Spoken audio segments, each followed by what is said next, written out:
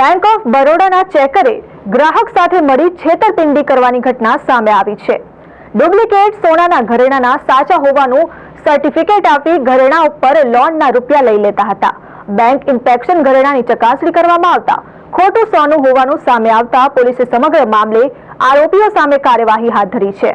આમ તો તમે છેતરપિંડીના ઘણા કિસ્સાઓ જોયા અને સાંભળ્યા હશે અને સૌએ એક જાહેરાત પણ જોઈ જ હશે, જેમાં બેંકમાં એક બંદૂકની અણીએ લૂંટ ચલાવાય છે અને લૂંટ ચલાવનાર બેંકનો વોચમેન જ નીકળે છે।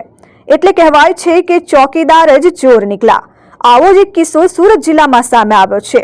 ઓલપાડના કીમ ગામે આવેલ બેંક ઓફ બરોડા દ્વારા સોનાના ઘરેણાની પરખ માટે એક વેલ્યુઅર એટલે કે સોનીને હાયર કરવામાં આવ્યો હતો। બેંકમાં જ્યારે કોઈ ગ્રાહક સોનાના ઘરેણા પર લોન પર રૂપિયા લેવા આવે ત્યારે વેલ્યુઅર ચેકર દ્વારા તેની કિંમત આંકવામાં આવે છે।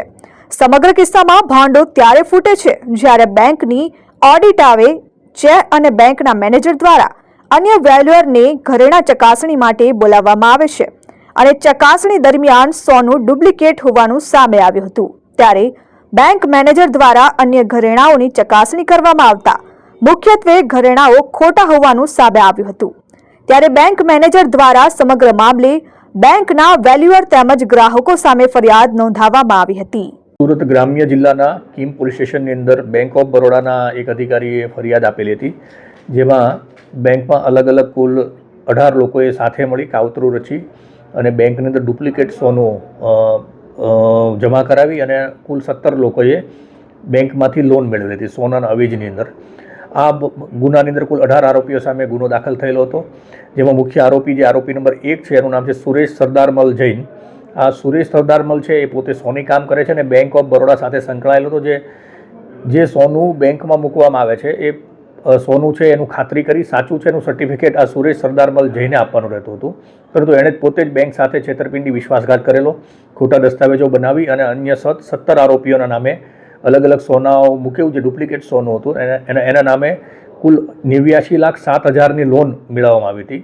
આ બધા જ આરોપીમાં એક આરોપીની પત્ની પણ છે અને આ જે બેંક દ્વારા જ્યારે બેંકમાં લોનના ભરપાઈ નહીં થઈ ત્યારે જે સોનાની ચકાસણી કરતાં ખરેખર એવી ખબર પડી કે આ જે સોનું મૂકવામાં આવ્યું છે અલગ અલગ લોન લેનાર વ્યક્તિઓ દ્વારા એ ડુપ્લિકેટ સોનું છે અને એના આધારે ખાતરી કર્યા પછી બેંકે પ્રાથમિક તપાસ કરેલી અને એ પ્રાથમિક તપાસમાં સુરેશ સરદારમલ જૈન અને એની સાથે કુલ 17 આરોપીઓ આમ મળીને કુલ 18 આરોપીઓએ ગુનો કર્યા હોવાની હકીકત ધ્યાનમાં આવેલી હતી।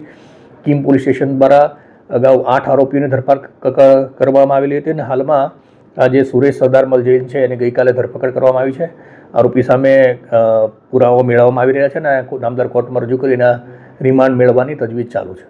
બેંક મેનેજર દ્વારા કીમના ચેકર સુરેશ એસ સોની સહિત 18 જેટલા ગ્રાહકો સામે ગુનો નોંધવામાં આવ્યો હતો। કુલ 89 લાખથી વધુ રકમ અંગે છેતરપિંડીનો ગુનો નોંધી કીમ પોલીસ દ્વારા અગાઉ 8 જેટલા આરોપીઓને ઝડપી પાડવામાં આવ્યા હતા, જ્યારે સમગ્ર ગુનાનો મુખ્ય આરોપી સુરેશ સોની નાસ્તો ફરતો હતો, જેને કીમ પોલીસ દ્વારા ઝડપી પાડવામાં આવ્યો હતો। કીમ પોલીસે સમગ્ર મામલે સુરેશ સોનીને ઝડપી પાડી જેલના સળિયા પાછળ ધકેલી વધુ કાર્યવાહી હાથ ધરી છે। Bureau report, RN news, Kim.